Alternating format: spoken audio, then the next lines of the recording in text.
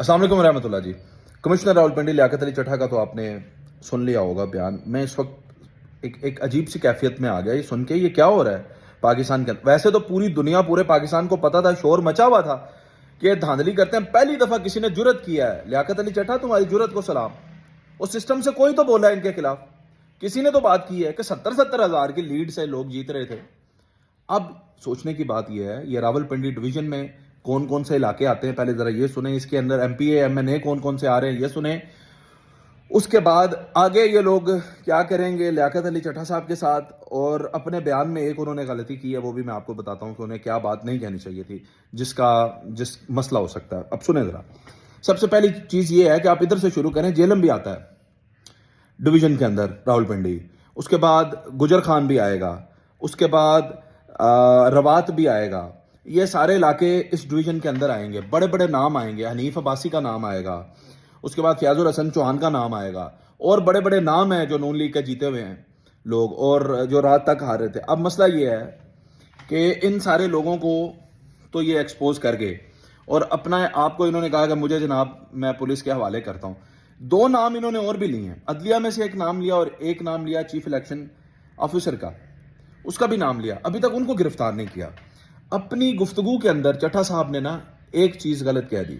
उन्होंने कहा कि मैं इंतहाई कदम उठाने वाला था, लेकिन मैंने कहा कि मैं ये चीज़ें लोगों, चट्ठा साहब को ये नहीं कहना चाहिए था। उसकी वजह यह है कि अब जेल के अंदर अब ये उनके साथ खुदा न खास्ता कुछ भी होता है तो ये कहेंगे जी वो तो पहले ही करना चाहो, अंदर कर लिया उन्होंने। फिर वो ये कहेंगे, रिपोर्टें भी आ जाएंगी, मेडिकल रिपोर्ट्स आ जाएंगी कि जनाब ये तो ज़हनी तौर पर पागल हो गया सी, ਇਹਦੇ ਕਿਸੇ ਬਿਆਨ ਤੇ ਨਾ ਤੁਸੀਂ ਰਹਿਣਾ, ਇਹਦੇ ਜਿਹਨੀ ਤੌਰ ਤੇ ਪਾਗਲ ਹੋ ਗਿਆ ਸੀ। ਇਹ ਦੇਖੋ ਸਾਡੇ ਕੋਲ ਸਾਈਕੈਟ੍ਰਿਸਟ ਦੀ ਰਿਪੋर्ट ਆ ਗਈ, ਇਹ ਵੇਖੋ ਸਾਡੇ ਕੋਲ ਦਿਮਾਗ ਦੇ ਡਾਕਟਰ ਦੀ ਰਿਪੋर्ट ਆ ਗਈ। ਇਹ ਸਾਰੀਆਂ ਗੱਲਾਂ ਕਰਨਗੇ क्योंकि इन्होंने बयान दिया है कि मैं इंतहाई कदम उठाने वाला था। ये नहीं कहना चाहिए था चट्ठा साहब को, और करना भी नहीं चाहिए था। चट्ठा साहब आप मजबूत आदमी हैं, आप बेहतरीन आदमी हैं। आपने अवाम का दर्द समझा, अपने बाप दादा की रिवायत का आपने जिक्र किया। वो अंग्रेज़ों और सिखों के खिलाफ लड़ते रहे, आप भी वक्त के फिर उन्हों के खिलाफ ही उठे हैं। और एक लम्हा लगता है आदमी को एक बात करने में जो सारी ज़िंदगी नस्लों तक फिर चलती है।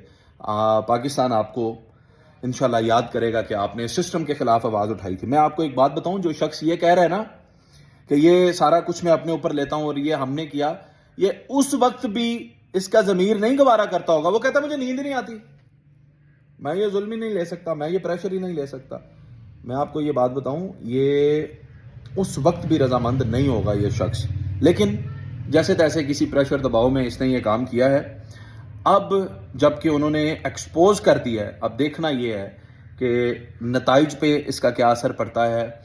चट्ठा साहब के साथ ये कि अब ये एक बहुत ही अजीबो गरीब सा टॉपिक और नई बहस जो है वो छिड़ चुकी है और पाकिस्तान बेहतरी की तरफ जा रहा है। अब लोगों में शऊर सिर्फ लोगों में नहीं आया, अब ब्यूरोक्रेसी के अंदर भी शऊर आना शुरू हो गया।